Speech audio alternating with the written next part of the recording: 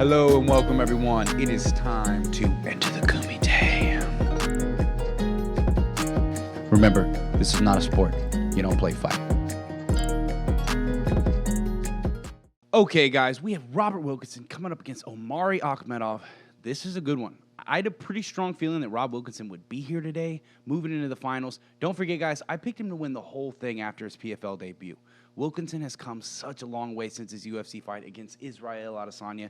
He's made stops in kickboxing and boxing while he was adding those tools to his kit. He really did come into MMA as a wrestler only, but he's learned that lesson the hard way. So he's been on a finishing tear within the PFL, stopping his first opponent, Bruce Soto, in the second round. He clips him with a beautiful uppercut off of the jab. Soto clinches out of desperation, and Wilkinson uses the single tie clinch to land that knee. Then he follows up with that ground and pound. In his second fight, he came up against Victor Pesta, where he gets the first round TKO. He showed us that he can cut off the cage, and these wrestlers don't have anything to fall back on. Wilkinson was a wrestler first, and I don't see anybody in the PFL being able to just manhandle him. Wilkinson is precise with his hands. He looks like he's looping them out there, but those punches have a destination. He really likes to poke with an uncommitted jab and pull on your reaction, be ready to explode back with a 1-2 if needed. Then he came out there against Delon Monte, which was a scary one for me, if I'm being honest, just because of Monte's style. He's one of those, this is a toss-up because of his power and aggression kind of fighters. But nevertheless, Wilkinson got him out of there in the first round. Wilkinson showed off his chin in this one too. Not like he took a bunch of damage, but he ate one of Monte's hellish power overhands and a lead hook tagged on at the end of it. He kept his composure and looked for his shots. He gauges the distance with his lead to get Monte to react with that lead hook that he loves so much, and comes right on the inside of it with a cross.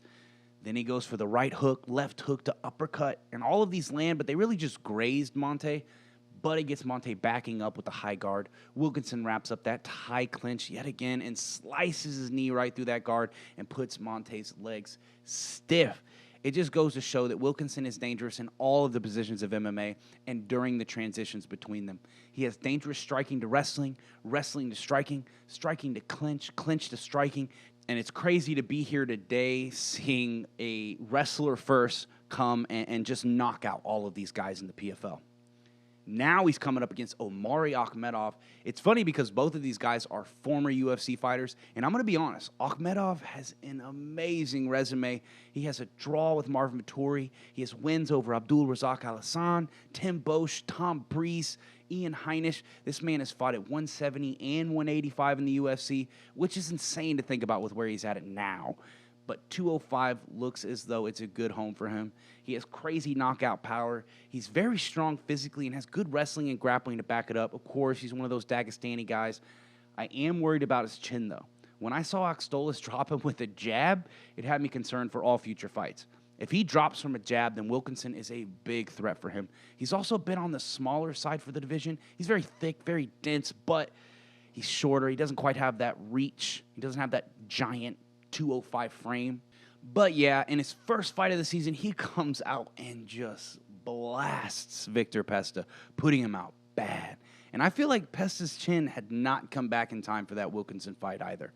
This win put the whole division on notice for sure. In his second fight out, he had a few issues with Theodoros Akhstolas getting dropped and it being a bit of a dogfight, but nonetheless, he manages to get the submission win in the second round. Akhstolas had him on his back, but Akhmedov frames on Akhstolas' hips with his shin, switches into the single leg, gets his knees underneath him, and gets a nice little outside trip. And from here, he gets in a half guard, locks up the arm triangle, transitions into side control, and puts Akhstolas to sleep. Really nice work from Akhmedov in a tough fight. And his semifinal matchup was against Josh Silveira, the former LFA champion, and this one was a good fight. Akhmedov started off a little off his game with Silveira's fast hands coming out of southpaw, but he started finding his groove as the fight went on and forced Silveira to fight off the back foot.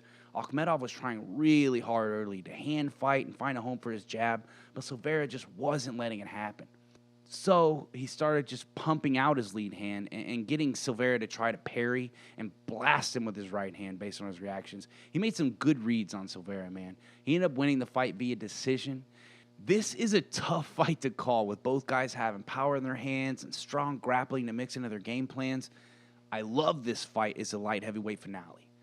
Ultimately, though, I'm going to go with Rob Wilkinson via second-round TKO. I think Akhmedov's chin is a bit questionable, but he is tough as hell.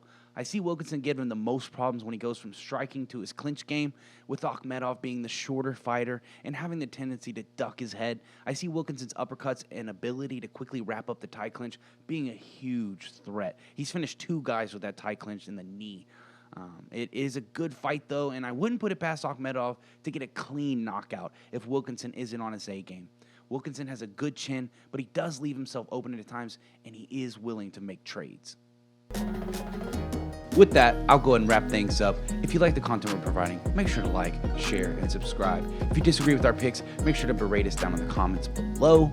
You can also follow us on Instagram and Facebook, and you can even follow me personally on Twitter. Remember, this is not a sport if you don't play fight.